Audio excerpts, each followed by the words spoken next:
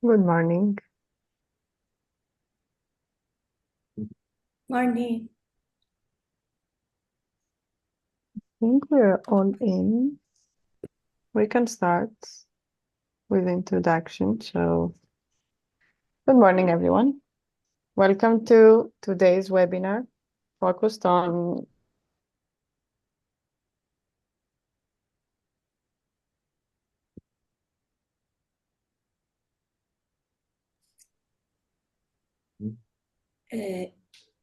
If we can hear you. It's in freezing. case you have, sorry? Oh, she's It back. was freezing, but yeah, I'm back. Yeah? Yep. Okay. Use the chat in case you have any questions during the presentations, and at the end of the session we will have a Q&A where we can resolve everything. And as you know, the webinar is being recorded. So by the end, this will be shared with all of you just for future reference. So today's session is designed basically to get to know each other, provide some clarity regarding the bureaucratic processes, the deliverables for your project, as well as the introduction to the PREP4BLUE project and the Mission Ocean. But first, let's take a moment and introduce ourselves and the team to get to know each other. So I'm Ifi, I'm an oceanographer and specializing in water and coastal management at the Institute of Marine Sciences, ICM-CSIC in Barcelona. With me are Josep Lluís, Noemi, Maria Elena, and Gustavo. You can see them around here. And today we're also joined by David Whyte from University College Cork in Ireland, who is also part of PREP4BLUE project and is also our invited speaker for today's webinar. So the pilot actions that are funded through these grants are expected to engage, as you know, citizens in activities aligned with the Mission Ocean objectives and targets in order to foster success stories that can be replicated and upscaled in the future. We received a total of 33 proposals, and after a careful evaluation with the way that we have shared with you, we concluded to the following 6 that you are all here today. These 6 include an oyster restoration project through a participatory workshop to a giant eco-friendly puzzle with educational challenges. Another one, educating on ecological hydrogen production using collage and songs to create possible futures. To an 8-week training course on blue citizenship, a hackathon with real-world scientific challenges and the VR experience on marine noise pollution with the co-design aspects. These 6 were, among others, obviously, but they were like very exciting ones. And thank you for all the effort that you put in your applications. Now let's discuss very quickly. I don't want to be very broad on the logistical side of these funds. We wanted to ensure that all of you, all the winners, are able to issue a receipt for the funds. And by the way, thank you all for sending me your fiscal data. And I assume that from the fiscal data seen that all of you are able to issue a receipt. Let me know if not, but I think everybody was eligible on this. And regarding your deliverables, as you have seen from the first from the call, on October 7th, we're expecting a one-page midterm report, and we also expect to deliver the funds after you have delivered to us the one-page report, and the project should end with by delivering a 6-page final report, which by November 30th, which we have prepared a template with questions that you would have to address, and in order to facilitate a bit your the process. We will share with you the template after the webinars. And now let's explore the support team. What is the support team? Each project participating in the PREP4BLUE will have a designated contact person who will accompany you throughout the process. It will be like the point of contact. So Noemi Fuster will be the point of contact for Sea Synergy Oyster Project, and the Sea of Sounds, while Maria Elena will be accompanying the projects of ECOP, Ocean Literacy for Blue Citizenship and Training Course, and the Baltic Hackathon, and myself. I will be with the Sustainable Coastal Futures and the Collaborative Giant Puzzle. These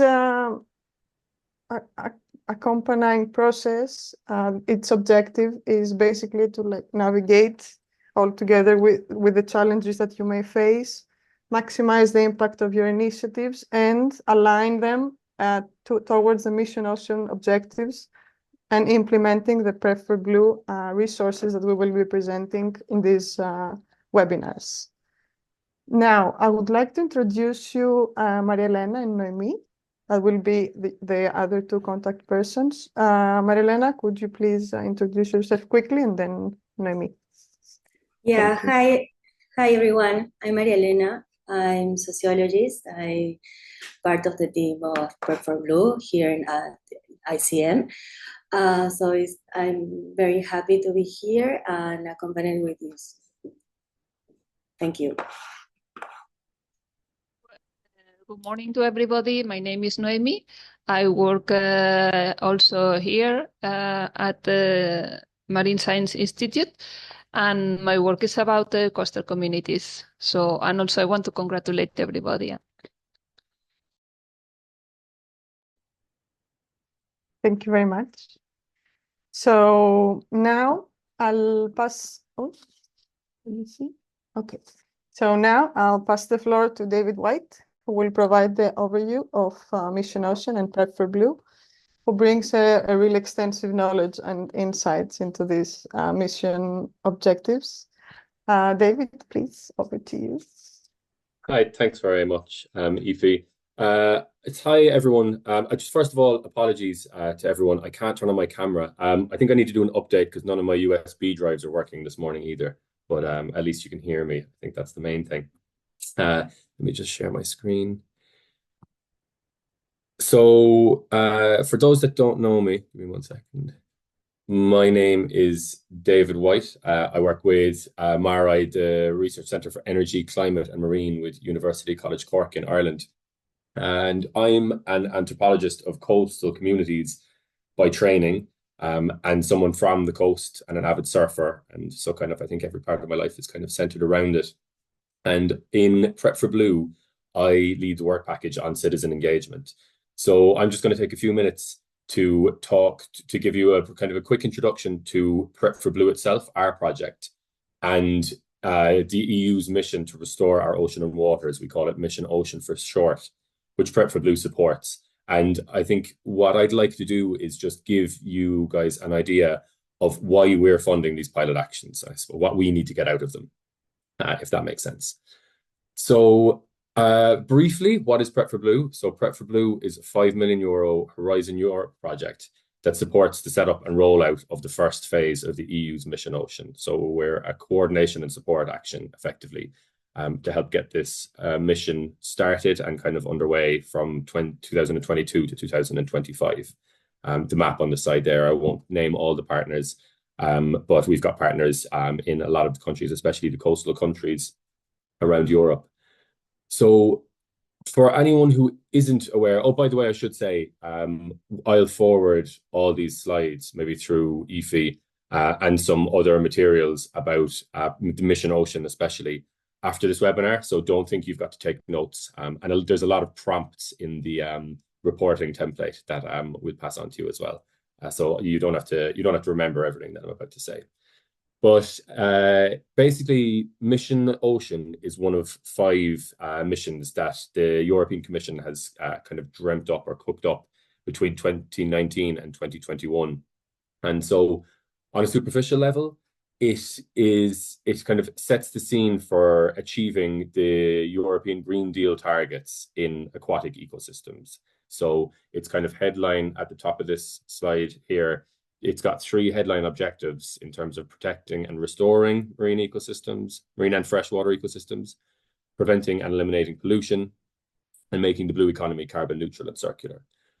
So I say it's superficially an ecological mission or an environmental mission because the way it goes about it, it's got as many social, political, and economic targets as it does environmental. So maybe to give you some examples, in terms of political, it's very keen to set up citizens' assemblies and kind of employ direct democratic methods to engage European coastal communities in decisions that will affect them and their marine resources. So, for instance, in marine protected area designation, or in getting involved in citizen science for monitoring the pollution levels in water bodies.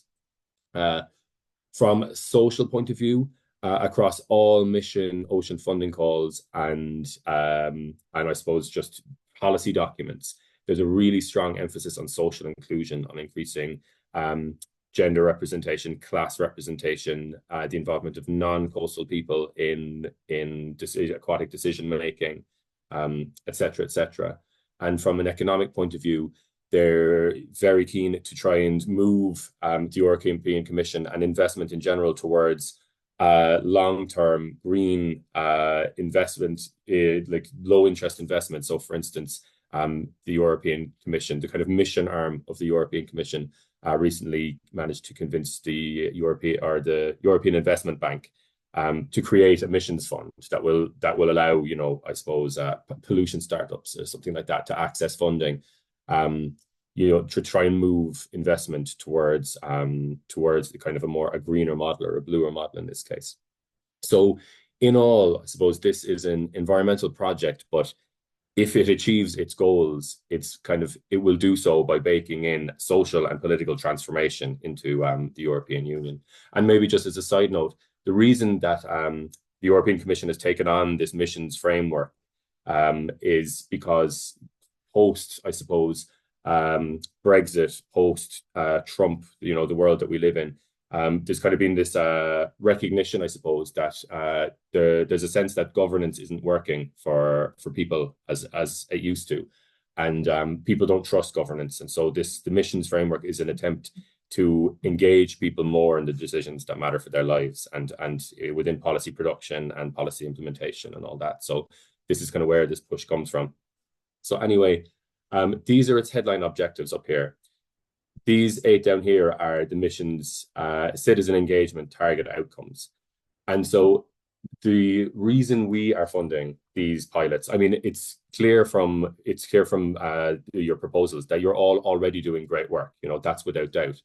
Our reason for funding these proposals is to encourage you to engage with one or more of these citizen engagement target outcomes, and then kind of through to the wider objectives. So you'll see in the templates that we give you, we're essentially we're trying to we need you to report back to us how successful or difficult it was to use your pilot to engage with these target outcomes and the mission objectives. I might just show you one more thing very quickly that we'll pass on as well. Where is it? Here we go. Just to give you an example of what I'm talking about, this is one thing I will pass on, something that PREP4BLUE has created that essentially, you know, that you might use at the start of a project to kind of map the impact of a pilot action through these targets and up to the main objectives. So I suppose what we'd like you to do, you know, at the start of a project is think about, if you think of your pilot action activities down here, just think about which one of these, or you know, some of these, do they most closely target? How could they align a bit better with them? And then how could you think about them or implement them in a way that they kind of explicitly target one of the target objectives up the top. So this is one of the resources that we'll pass on afterwards. That you can fill out and give back to us. And there's more information we'll also pass out on the Mission Ocean implementation plan. There's more information on these objectives and targets in that. And I've just outlined the pages so that you don't have to read the whole document. So I think that's all from me. I hope that's helpful. Like I say, we'll pass on the materials anyway. And I would say from looking at Ifi's reporting template last night, is mainly concentrate on a great pilot action. Don't fear the reporting template. It's very small and there's plenty of prompts in it. I would just say maybe read it before the pilot action, because there's things in it like that we want you to engage with. For instance, the Mission Ocean targets, a PREP4BLUE resource that we'd like you to look at and use and paste tables into. So have a look through the template before you plan the pilot action. And aside from that, I'm really looking forward to your work. Thanks very much.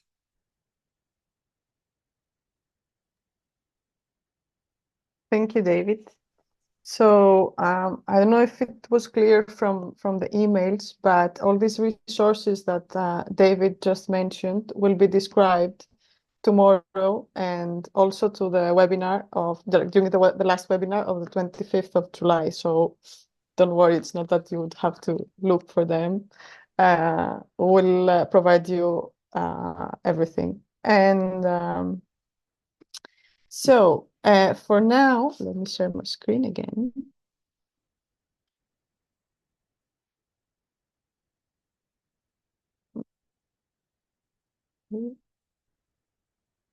Okay.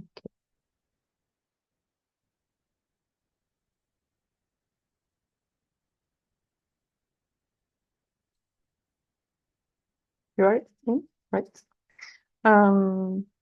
So now this being an introductory webinar, we didn't want it to be very long. So at this segment, we would like to invite the winning participants to briefly present your projects. As I told you, it's not formal. It's just to get to know each other and share ideas, foster collaboration. So let's see. Sandra is here from the Baltic. I'm sorry. Maybe she's the only one missing. What about Karina? Would you like to? Yes, I can start. I prepare some slides. Can I share? Okay, perfect, sure.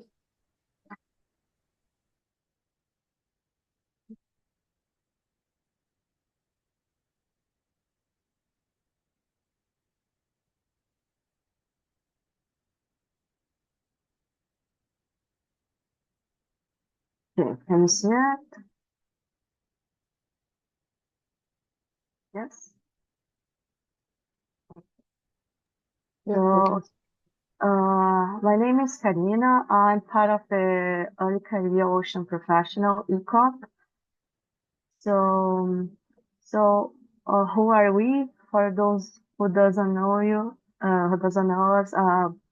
we are ECOP program. We are indoors program by UN Ocean Decade. And within the program, we are networks that support early ocean professionals. And within the program, we have a ocean literacy task team, which I lead this task team. And our goal is to improve ocean literacy at all levels of society based on the 7 principles of the ocean science and to tackle the UN Ocean Decade Challenge number 10. So for this grant, we apply for the Ocean Literacy for Blue Citizenship Training course, which has 2 phases. The first phase is to enhance and adapt the curriculum of the training, engage to adapt for the local context and build a resource library. And the second phase is the implementation of the training course. So which we target ECOPs and young professionals, and we aim to enhance knowledge about policies and how to engage the Blue citizens, how they can influence the policy change and provide knowledge and encourage the co-creation on strategic campaigns and coordinate actions from bottom up. So the curriculum includes foundation of ocean literacy and blue citizenships, technical skills for advocacy, communication, soft skills, campaign management, policy engagement, how to integrate diverse knowledge systems, and engage with NGOs and democratic practices. For this grant, we will do the first phase, which is to enhance the curriculum through the participatory approach. And we are going to conduct some surveys, interviews, and focus groups, sharing knowledge and best practice with diverse organizations in the ocean literacy and policy field. So why we are doing that? Because we would like to enhance the relevance in the course curriculum, adding diverse perspectives, best practices, and innovative approaches in the ocean literacy and policy engagement in the European context. So we would like to create a tailored curriculum and have a stakeholders engagement and create a free resource library and also a protocol how to adapt to this curriculum to other regions, not only European in the future. These are our social media contact. So thank you very much. Thank you very much, Karina. Very interesting one. And I really think that by providing also the PREP4BLUE resources, you can really take advantage of them and implement to your project. Thank you very much. What about Michael? Correct me if I'm wrong. What's your name? Hi. Yeah, Michael. Michael goes. Hello, Michael. Unless you can do okay. Michael. No worries. Great. Yeah. Hi everybody. Sorry for being slightly late. Finishing a production here in Czech Republic.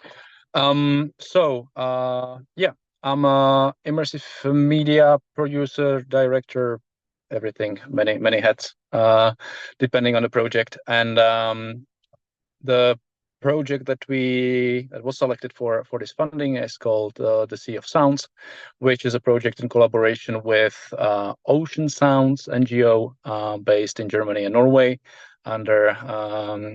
directed by Dr. Heike Wester, and she spent the last 15 years up in the northern Norway in the Lofoten region, recording vocalizations of whales and dolphins.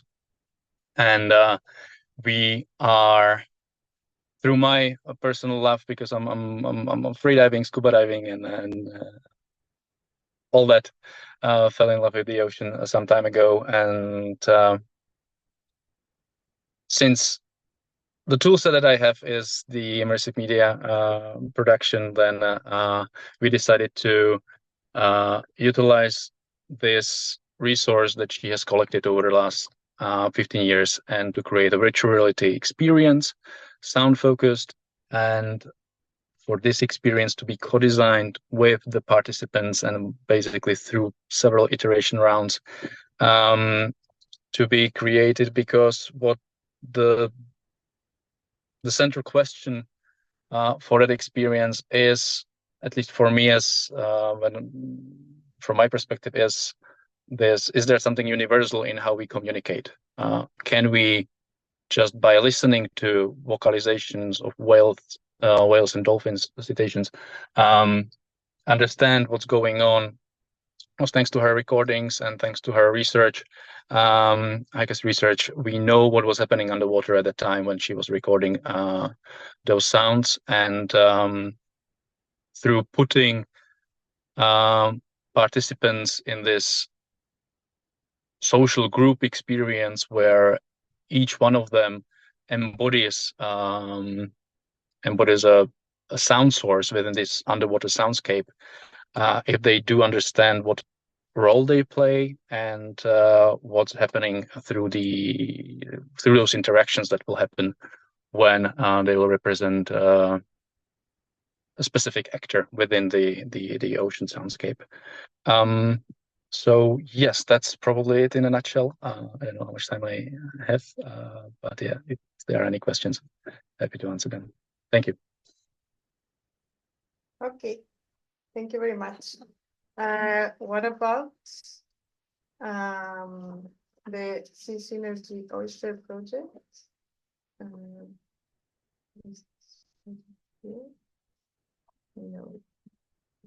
Okay. And Nico, Sustainable Coastal Futures in the category of Ocean and Arts. Could you please share some words? Oh, yeah. I also would like to share my screen, if that's possible. Okay, try again.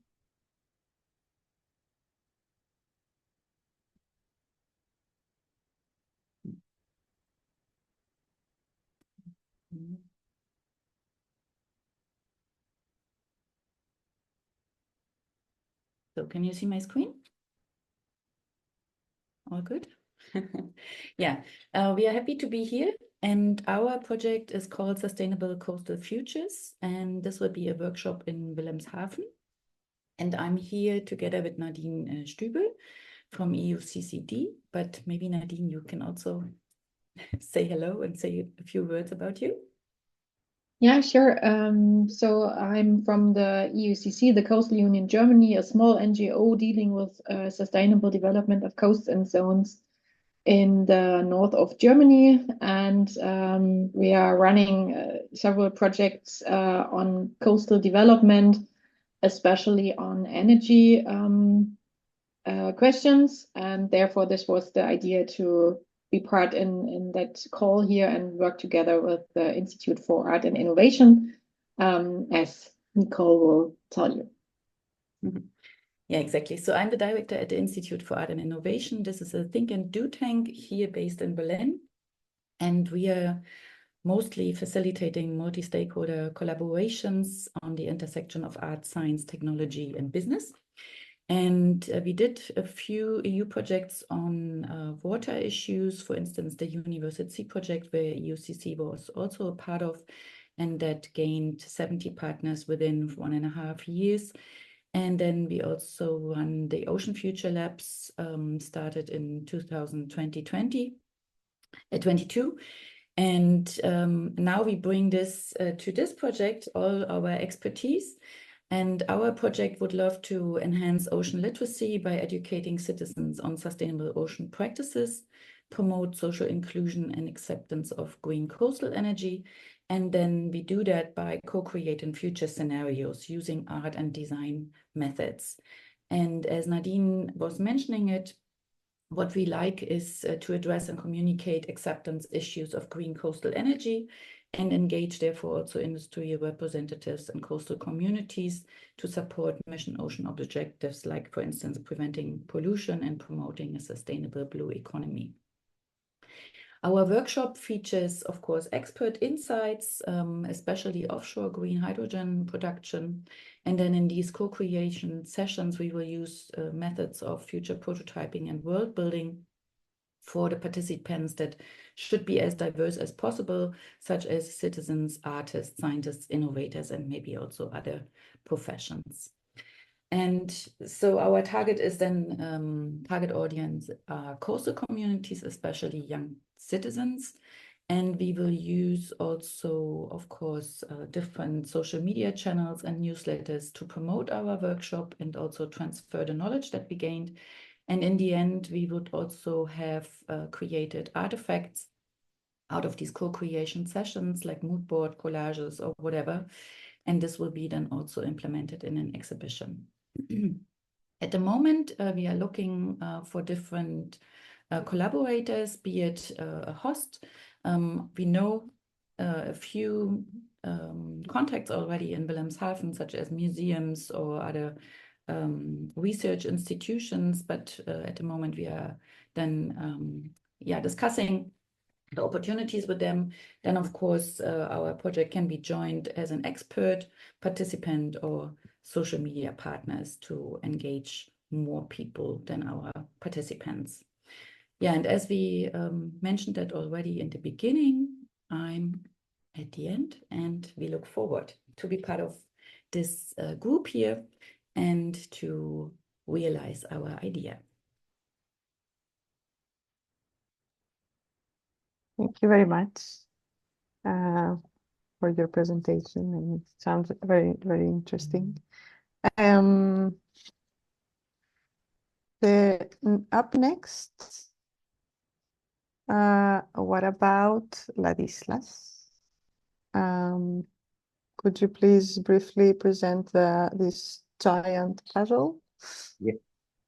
Hello, everyone. I'm happy to be here with you. So my name is Ladislas. I'm a French artist based in Barcelona. I'm a visual artist and I'm an engaged artist. I want to use my art to spread more knowledge and try to reconnect the audience, the public, with the natural habitat through art. And to do this, I'm also a part of the Blue Jean community, which is a community that is mixing artists and scientists, activists, various type of people working in the ocean industry.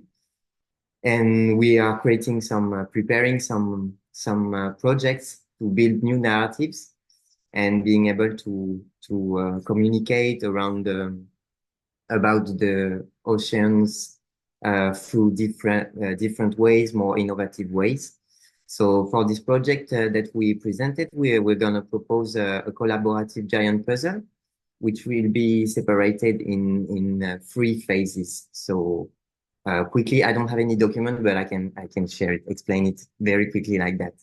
In the first phase, we're gonna gather together with some scientists and artists, the members of the Blue Jean community. We're gonna talk about the subject that we would like to cover, the topics that we would like to cover.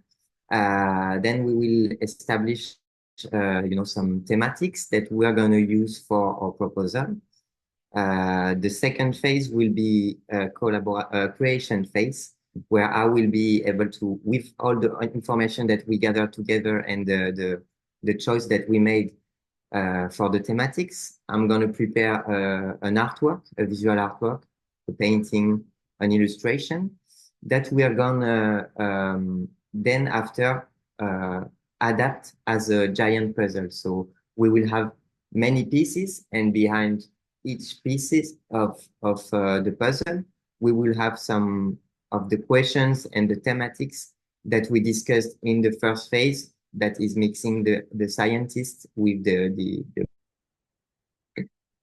Okay, so we can wait. Everyone will come back in a few minutes, I guess, right? I had a question for you while we're waiting, actually, Ladislas. That's okay. Yes. Where will you, maybe you're going to tell us that next, but where will you put We're the puzzle? back. Like, where's the aim to go? Where we will assemble it, you mean? This would be quite adaptable. The proposal that we would like to make is that we are creating this concept and it can be adapted. So I think the goal is to create a structure where the puzzle can be assembled. So that means you can do it outside or inside. We just have to figure out what is the best way to build this structure. But yeah, it would be the goal would be maybe not only to be able to do it, you know, inside, but also outside as part of, I don't know, festivals or things like this. Could be cool.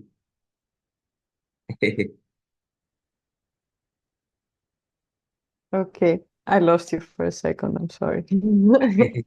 We had technical issues, but everything is solved and we're all back. Thank you. Okay. Did you finish, Ladislas? I'm sorry because of this. I was in the middle of phase 2. Okay, go on. And I can Go on, finish go on. very quickly. So the No, phase no, it's okay. It's okay. Go on, go on. So the phase 2 was the creation process, the visual process, where I'm gonna create the image based on those thematics that we decided on the first steps. And then the third step is the collaborative realization of the giant puzzle, where we involving directly the public, and through, you know, through questions that you have behind each puzzle piece, they have to answer about the topics that we decided in the first place. And they are going to share their opinion with the scientists and the specialists.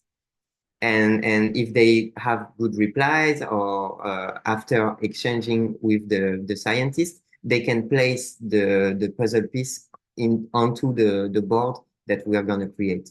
So in the end, everyone will build a giant image, and it's the participative action of every citizen that will bring these visual results. And that's about it, about the concept. I don't have anything to show because, of course, the image is not created yet. But if you have any question, I can reply to them. Thanks.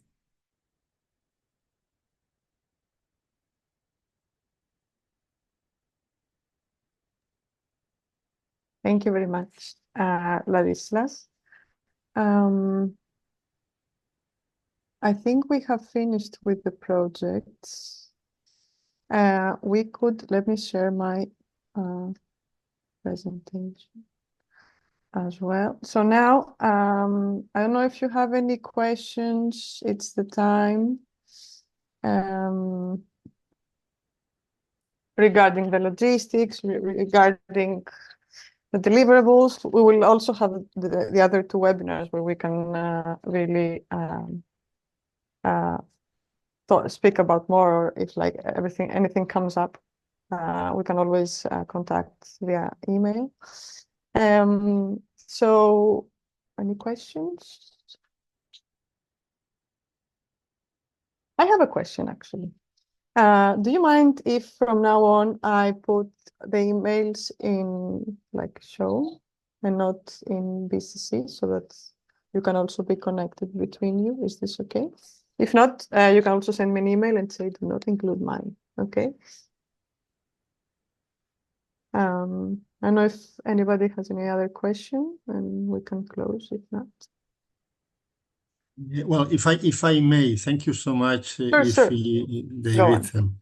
Just briefly to emphasize the interest that we have is on creating synergies, no? So we also envision this possibility, these pilot actions, not only for themselves as individual actions, but also for creating these communities of practice for you to exchange ideas, to create possible future collaborations, and also with the research institutions that are part of PREP4BLUE. No?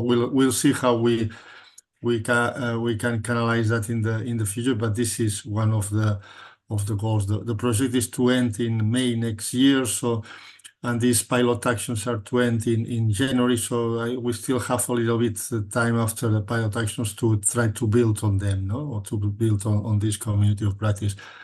So again, as Ifigeneia and David and Cecile, I'm sorry, and Liz, she's also part of PREP4BLUE and she's here with us, have mentioned, this is really great to be able to support these small actions, but very important for us. Yeah, thank you so much. Yeah. Thank you very much, Judith. Is there anyone else that would like to add something? And if not, I can go with the closing remarks, let's say.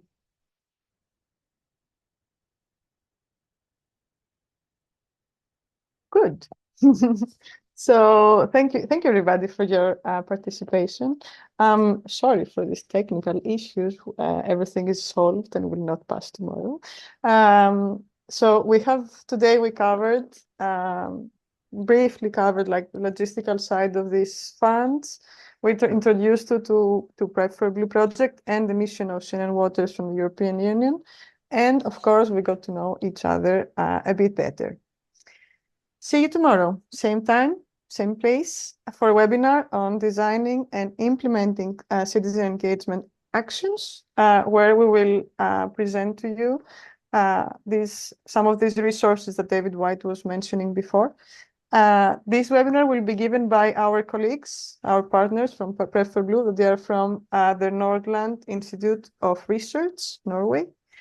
So yeah.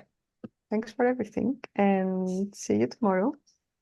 Thank you very much. See you tomorrow. Thank you. See you tomorrow. Have a nice day.